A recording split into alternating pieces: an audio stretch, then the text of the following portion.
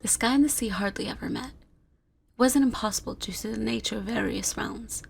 In fact, some places made it impossible. Then in others, it was up to creatures born of those domains to have met instead. A dragon of the stars had come down with an illness. Mighty beings such as her usually never got sick. However, when the magic inflicted from other beings is the cause, misfortune will come. So this beautiful creature fell towards the abyss below. Even the surface did not stop her descent, but would injure her further. The cold would claw at her skin, pulling her further down. It was an attempt for the sea to claim one that has entered its domain. Salt-burning wounds in eyes while giving a lover's kiss. The darkness whispered to her to give in as she was dragged further into the depths. There was hardly a fight to give when one's body felt like a prison. Her strength had left her hours prior because of that. What had happened? She could not think of it. Images were even slipping free from her mind. From the abyss, a serpent would live in seclusion. Those that are of the deep were scarce in number, but that made it easier to continue with work. The serpent was one of studies and peering around at other realms. It was a curiosity of the function of other beings. In fact, he had many questions about the realms. Since there were not many that called the depths their home, they would know when a stranger had intruded their vast places. This was where they were comfortable, where they knew every hidden spot in dead space. Whispers carried by currents would make their way to the serpent of knowledge. A warning or a curiosity of someone new to approach them all. The serpent did not like when things got noisy, especially when smaller creatures started to invade his territory out of the subject of their questions. So he would leave his abode and cut through the surrounding darkness in a search. What was the thing that haunted the creatures of the deep of all things? It wasn't long till the scent of blood was picked up on, then to come across a group fighting for a sinking carcass of sorts. No, it wasn't fully dead. If it had been, then it would have been releasing a steady flow of magic into the surrounding waters. That was likely the main reason other gnarled forms fought for their claim. Their desire to amplify their own capabilities by consuming any amount of magic that they could. Parasites, really. His anger had started to bubble up from the fighting. His own magic flickered to life as vibrant teal carved through the darkness the seals of magic. The sudden light already caused the fighting to halt in intimidation. Then powerful surges of water shot forth to capture the beings. This violent and crafted current tugged them along towards the outside of his claimed domain. The pool was harsh enough to even cause damage along the way. However, he did not care if they ended up as mangled corpses discarded out the door. He figured this was one that was from the surface, so he quickly gathered the form and brought it to his home. At his residence, at least there was air and function. Magic temporarily shrunk the dragon to fit inside while he took to his humanoid form. Steady hands worked both magic and medicine on the dragon. Fortunately, seawater was coughed up out of the creature's maw. When eyes tried their best to open, she took time to realize she was not dead. Her vision was a blur in tints of red where blood had fallen into her eye. After blinking it all away, it took steady breaths and focus to have her mind going. New area had that function much like her home, but with a different style. Then a being standing with patience in his bright eyes. She could smell what he really was, a being of magic. Even if he was in a humanoid form, scales poked from teal skin. After a long, shuddering exhale, another amount of magic worked to change her form. She was still weak, so she laid partially broken on the floor. A woman of elegance and long hair that resembled a calm sunset. The serpent himself took that as silent permission to go ahead with his healing, so he did. Even despite his knowledge and capabilities, it would take days for the dragon to recover. The serpent even put her into his bed for bed rest. Even then, he hardly slept in his own bed anyways, usually falling asleep at his desk or on the sofa in his office. Down here, one wouldn't at first recognize time's passage. There was no light except the magic that would float around when needed. Yet there were both creatures that could sense the shifts of the sun's presence. So it took 4 nights of her constant rest and being able to stay barely awake. On the 5th day, she stared at the ceiling for quite some time. She was finally free of the clouded sleep, and now she could try and think about the events that had passed. Anytime she tried to think of what happened prior to falling, she could not. Then finally, she decided to try and stand from the bed. It took a lot of effort, but she always had been stubborn. Luckily, when she first fell, she clutched the side of the bed. Then the next time she fell, she would hiss from her shoulder hitting the wall. Her magic slowly reached out in different paths ahead, a way to figure out her surroundings and to find where the serpent was. The walls had been used to anchor her as her legs wobbled beneath. Then a door was pushed open in a lowly lit room. Seeing the serpent hunched over contraptions on his desk, she almost had a sigh of relief. What was it that worried her so much that she needed to find him?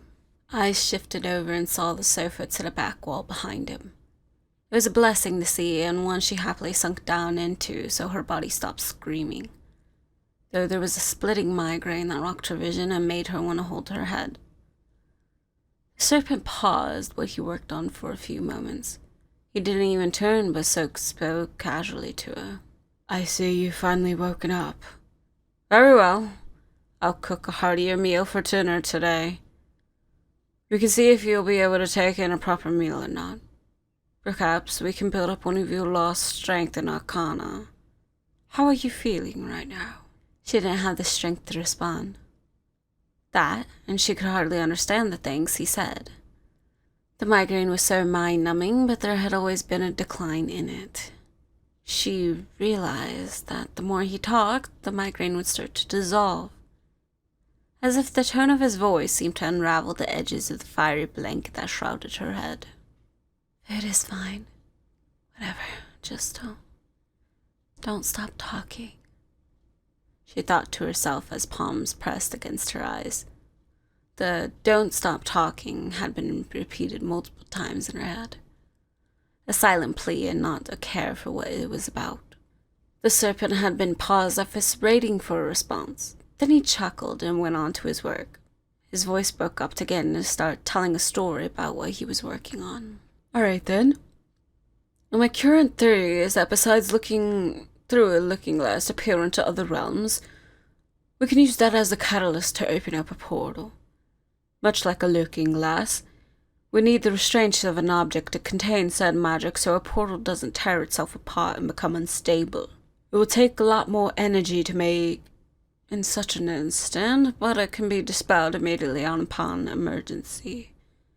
So when you take whatever it was he continued on about, she did not know. She only knew the fact that she came to enjoy his voice. The migraine continued to be unraveled as if his voice was delicately brushing knots out. Then a nap soon overcame her as he continued to speak for a time. Their next few days continued on like that. The serpent would talk a lot and she would mainly listen. The color in her hair would become more vibrant and would even seem to have minor twinkling from magic. They would eat together, but half of the time she would be exploring his home.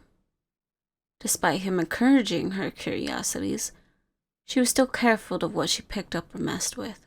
Her exploring came to an old library of different collected items besides just books. The dragon almost expected the books to be about magic practices and science only. Instead, there were even stories placed gently on the shelf. A small one was even about some creature crafted from pure light magic that had been locked away. Mortal instruments and mages with their hubris, she thought to herself with a scoff. Another day was coming to a close and something started to drape over her. The dragon usually could reject other magic, but this was something that had already been a part of her. Whispers that filled her mind with the duty she was supposed to fill. There was something that was always a part of her, right? A greed that brought ideas and a heart that didn't care for the consequences. A selfishness. After dinner was eaten and cleaned up one night, the servant gave his parting words for the night again. Before he went to his office, the dragon's hand shot out towards him. Magic was exhaled all around them as her hands gripped the front of his shirt. Then the kiss that followed caused him to be under her spell immediately. It was a night of bliss and greed, yet for the serpent, he hadn't fully been under the magic at all. He wouldn't let her know that, though. Being a part of the abyss tends to make beings of magic immune to such magic, as they often deal with sirens. Perhaps they were both just selfish creatures that wanted something they hardly got. For beings that lived long, there was hardly a thought when it came to such consequences. He even pretended to be asleep when she rose from the bed in the middle of the night. In a way, he understood her actions. This place must have also felt like a suffocating cage for such a creature that called the skies above their kingdom. As she started to depart his abode, a little flick of his own magic had a note in her pocket. Now that she had her health and magic, her draconic form could shoot through the waters and burst through the surface. Then she would sail back up into the heavens, and twinkle as the stars did. The two would never see each other again despite the note he gave her. One that spoke of the fact that she could come and go as she pleased. The serpent would never have the starlight visitor again. Then the dragon would have an egg to raise in the clouds. The dragon became a cruel mother. Her child had qualities of both parents, and that always irritated her. Nonetheless, she would try to make them into a child befitting of herself. Harsh teachings and expectations were given to the little wormling as they grew. She disliked the way they had a curious mind, much like their father. Violent words would be given off hands at times towards the child. To her, this was because she cared oh so much for them to develop thick skin. To the child, they froze each time. A brilliant mind would start carving everything that she did or said to them. A time came when the mortal mage beckoned for her ear. A dragon was always tempted by items that completed their hoard. He offered up such a sum with the exchange of a child that she so clearly had a distaste for. Her greed again whispered taunting words. Thus the child grew further in the control of a madman. Contraptions that altered magic were fixated to their form like a muzzle and collar. As mortals of this realm had their petty wars, the worm had been used as a weapon. Their mind had been shrouded over and given fabricated emotions, one that whispered how the worm needed to act or feel. Pain. Always pain. Mage hadn't even cared when his weapon was broken one day. Broken objects tend to be thrown away, anyways. So the worm plummeted to the sea. A brief memory surfaced as the sight of it quickly came forward. One of their mothers speaking to them in an angered tone. Never, never talk about the sea. Do not go into it or near it. It had been an order after one worm asked about visiting the waters. Something about this domain always beckoned to their child self. Now here they were, sinking into the darkness. In a way, there was a warmth that bloomed in their chests, a relief of finally getting to a place that they had been longing to explore. They even felt as if the dark waters around happily welcomed a new being. Those that called the abyss their home always knew when something new floated in. Bright light shined all around, fixated on the being. Darkness moved and seemed to hold the worm in place while the eyes observed. These eyes shifted and studied with care to keep the worm still. How sad that a being of potential has crumpled by life. I can make use of you in a better way. Give you the freedom to dance amongst the realms. What does your soul desire, then? The voice didn't seem weighted down by the surrounding torrents. It instead seemed to belong to something otherworldly. The worm had only fleeting thoughts. Yet a feeling of interest bloomed in their chests again in response. The many-eyed creature chuckled at that.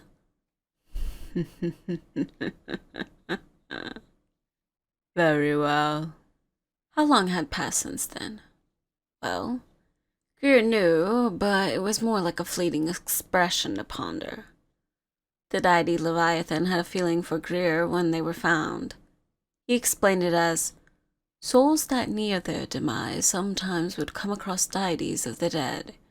If one has potential and is weighed fairly, a chance may be forgiven.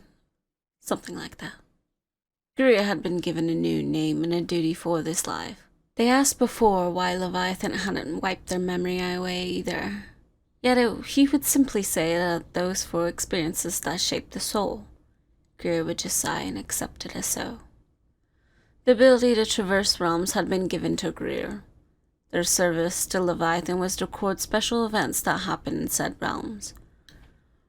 Recording history was important when an important event happened, especially when it was influenced by magical gods. Despite just that, Greer made a hobby of recording other things too. Interesting beings that they came across or moments of time.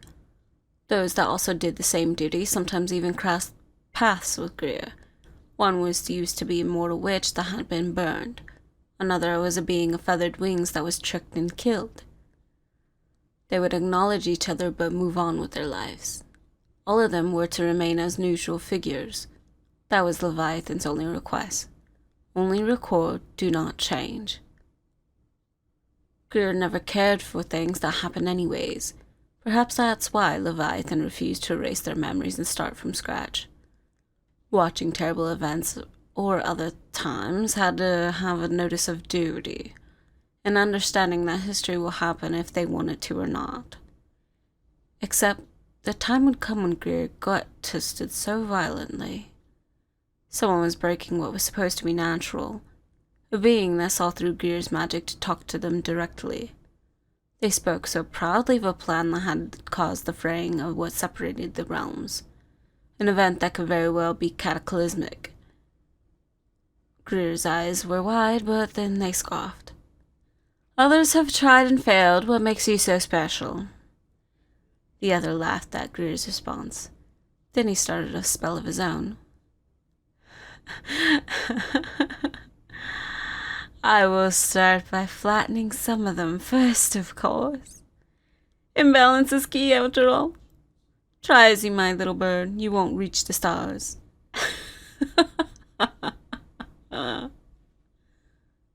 He cackled and was gone before Greer could chase the magic. Something sunk in their stomach as images started invading their mind. Stuff like this only happened when they were a child. Visions of possibilities, and in this case, were vile. So Greer made their way to one of those that worked under the Leviathan. Jumping to different realms took a toll on one's body. Greer and the others like them were limited in what they could do to achieve this. So in moments where they wanted to do more, they had to visit a special sanctuary hidden away by a pocket space. Beings that served under Leviathan kept this place in shape and gave their loyalty to others that worked under the deity. So they wasted no time in inviting Greer to the chamber that specializes in transportation. The catalyst was an eye of Leviathan that was fixated to this chamber. Then was in a tub as at the center where magic would condense into a liquid. Even by using this to take some of the toll away, too many times will still harm the individual. Yet Greer didn't listen to their first warning. Each time they jumped to a location, they used more of their magic to try to find a trace of the presence of that being. Each time, Greer would lurch up from the tub to gasp for breath. Each time, they would order them to use the machine again. Greer, you should take a rest. Again! They were supposed to deny one of the orders. Begrudgingly, they stopped warning Greer. Eventually, the toll had been taken. The machine had burst full since Greer's magic was starting to go haywire, thus sending Greer into a realm with no hope to return for a while, yet causing Greer to be in such a starry state. Even despite their blurred vision, it was hard to see from this area. They had seen cities before, but darkness mixed with bright lights always took time to adjust to. Rain threatened to shove Greer down, but it wasn't like their legs could resist. Even the sounds were disorienting, with the awful migraine screaming at them. Ill. Greer felt quite ill. They knew it was a sickness from pushing their limits so much. At this point, Greer stopped caring. Only anguish filled their chest over the thought of not being able to continue. What if their time to heal themselves would be fatal to what could happen? Would they be too slow to prevent about what the vision showed them? Weakness grew heavier on them and weighed them down further. Eventually, they collapsed. It wasn't long before a new figure loomed over them. With the rain, they wore a trench coat and had a wide brim hat on. Crimson eyes shined through the darkness as they peered down at the collapsed figure. Then his boots creaked as he sighed and squatted down. What a place to collapse. Come on, you'll scare the humans. Different scents would start to jostle Greer's sleep. One of the first times they woke, they barely understood what was happening around them. The fever clouded their judgment, but at least they felt warmth around them again. Fear hardly ever presented itself in Greer, but it did surprise them to see their caretaker at first. They wore different masks most of the time, a regular black cloth one, a leather long beak one. It always changed and some were used again. Those two seemed the popular options, always covering the majority of his face except those wine-colored eyes. Despite the hair he gave to Greer, there was a gritty voice and even harsh, stern times. This was only when Greer would smell a medicine and try to refuse taking it. That or a new and unusual food would be offered. He would often call them out on acting like a stubborn child despite knowing they were older. It would take a whole month before Greer could even speak, even if it was only a little. After another couple months, their caretaker came home with a surprise seeing Greer sitting up straight in bed. Their eyes peered out at the large window at the city around. It was one of the more steel and glass sort of ones. The more obvious thing to Greer is that most were human mortals. Some even wore veils and magic to look human, but Greer's eyes could see them for what they were. Omra? Yes. How do they mask themselves? Their caretaker sighed and walked over to stand near the glass wall. It's a fabricated peace and balance. If they don't see it, it doesn't exist. At least, that's what they tell themselves. About half of them probably know but play pretend. If others found out you before me, you probably would have been either locked away or taken by someone that would use you. And you're not going to use me. Their caretaker turned to the point of offended look at Greer. Despite their face being covered by the cloth mask today, Greer could tell just from his eyes. Oh, they were about to scold them again. At least that seemed to cheer Greer up, who laughed at those times. It was becoming natural between the two of them, their bantering or how they were open when speaking to each other. It came half a year when Greer was finally able to stand and walk with a bit of his help. Over this time they would learn about each other quite more. He was from elvish folk that had left home in his studies. Other fey creatures seemed to show up and linger around him as much to his dismay. They seemed to be attracted to him in a manner and giggled as he dismissed them. His job of sorts was aiding other creatures that wore magical masks in the city, then even extending his care to the humans that had no idea who he was. His medicine helped quite a lot of folk around this area in the city, it seemed. Most would come knocking on his door, or he would go make them deliveries. At times he even did checkups or urgent care on his days out of the home. For some reason, it gave Greer a bit of anxiety when he was away too long. What if he was taken away one day? Greer was stuck to these walls till they gained enough help. It would ease their worries if they could just explore the city a bit, to at least know if some of this viper pit was. Omra would come home worn and exhausted at other times.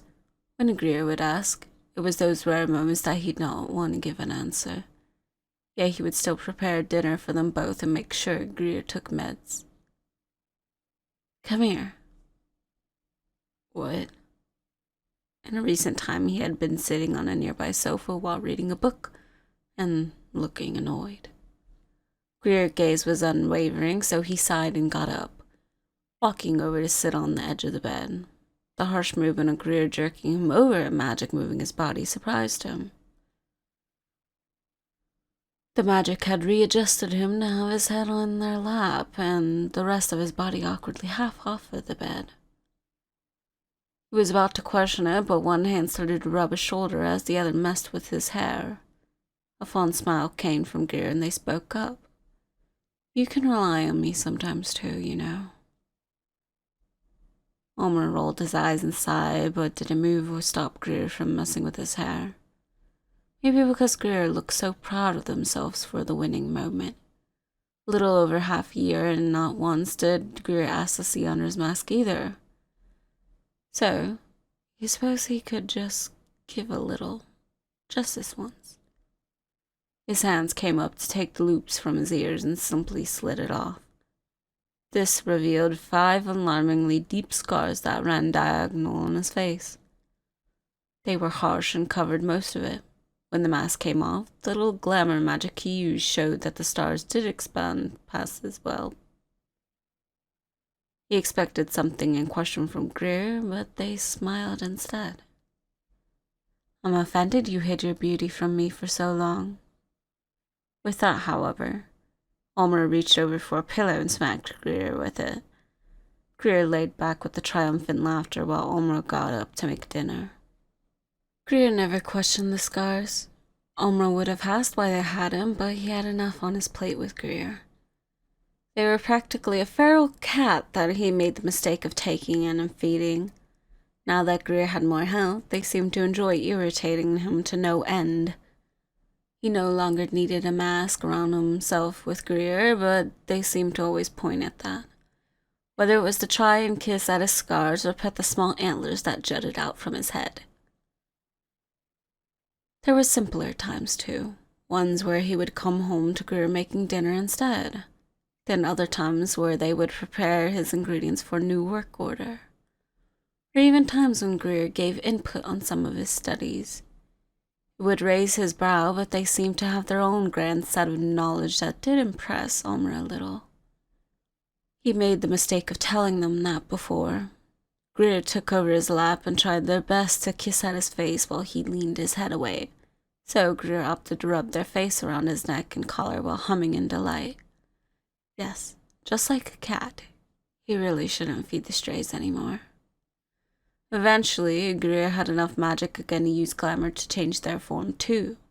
A human form that was very different was taken that had Omra tilting his head. Omra even taught them the use of realm technology. Did he even know exactly what it was he felt that day when Greer said they were leaving?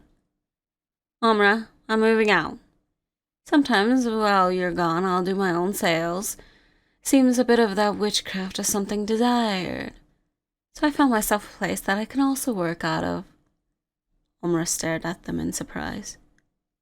"Oh, that's good then." Greer was clever though and tilted their head while walking up close to Omra. Don't like that? Don't want me to go?" Her hand came to rest on their chest. Before he could answer, Greer laughed. "I'm just playing around. This place isn't too far, so I can always still bother you. I think it's necessary for me, though. I need to start getting back to my duties, and..." Their eyes scanned around this home. "Books need a lot of space." To that, Omra finally gave a smile. All right. I'll help you move into your place then. Now, here's the present time. Now, Greer has become the local witch that a handful go back to often. Much to Omra's dismay, they even got a crow fiend to be their familiar. That familiar often shot daggers at Omra, and Greer would laugh like it was nothing. Times would come that they were rather toned down and quiet. Times where Greer could appreciate only the sounds of pages being turned.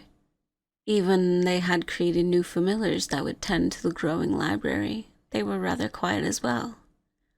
There was no use in panicking over the state of the realms.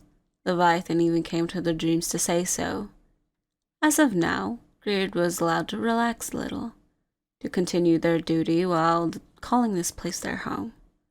Of course, Greer was still recording what they could, even if most of this ended up staying in their own library. There were always stories to be written.